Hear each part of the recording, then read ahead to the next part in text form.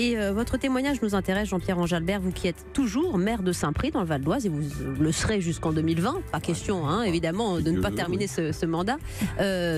Mais cela dit, vous êtes aujourd'hui pris dans un système qui ou s'essouffle ou vous empêche d'exercer votre mission comme vous le faites depuis 24 ans. Expliquez-nous peut-être le point de bascule, la goutte de trop ces derniers mois. C'est difficile de dire laquelle, mais en gros c'est un sentiment d'injustice, quoi. C'est une forme d'injustice, on a l'impression de devoir faire toujours plus avec toujours moins.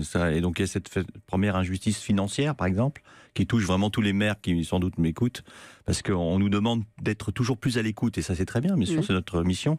Des problèmes sociaux qui ne font quand même que s'accentuer, des défis de notre société aussi, sur la question du logement, par exemple, pour ce qui me concerne. Donc toujours plus de choses à faire, une pression toujours plus importante, une exigence plus importante de nos concitoyens, et ça on le comprend évidemment aussi, et en même temps de moins en moins de moyens. Et aussi moins en moins d'écoute, moins en moins d'accompagnement. Parfois même un sentiment que, débrouillez-vous, etc. Et donc, ça finit par peser, quoi. Parce qu'on sent à un moment donné que, on arrive à un exercice qui devient très compliqué. Comme si on était les boucs émissaires, en réalité, de toutes les questions qui ne sont pas résolues par d'autres. Vous voyez, alors, c'est vrai qu'on a beaucoup de missions à remplir, mais il nous semble qu'on ne devrait pas être les seuls à le faire, et qu'en tout cas, on devrait nous accompagner pour le faire.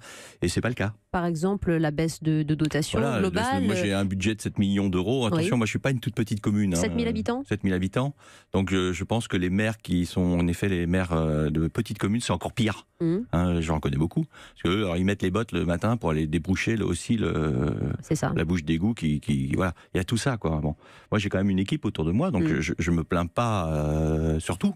Mais ce que tout le monde doit ressentir, c'est par contre, c'est ce manque de moyens face à une augmentation des missions qui nous sont confiées.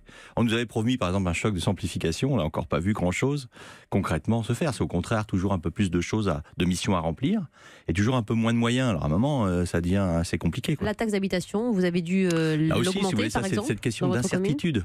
On ne sait pas vers où on va. Et nous, quand on fait des budgets, moi je suis maire depuis plus de 20 ans maintenant, effectivement, on ne gère pas la commune sur une année, sur la prochaine. On a une perspective, on a une vision, on a un projet dans lequel on veut engager notre ville. Donc ça veut dire qu'il faut qu'on prépare des budgets sur plusieurs années.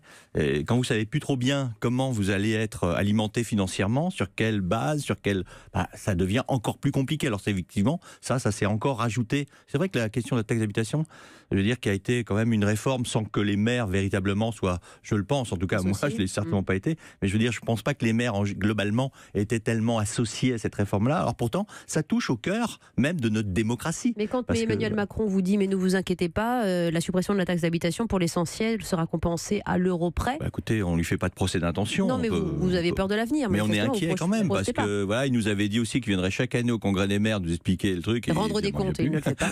Donc bon, voilà.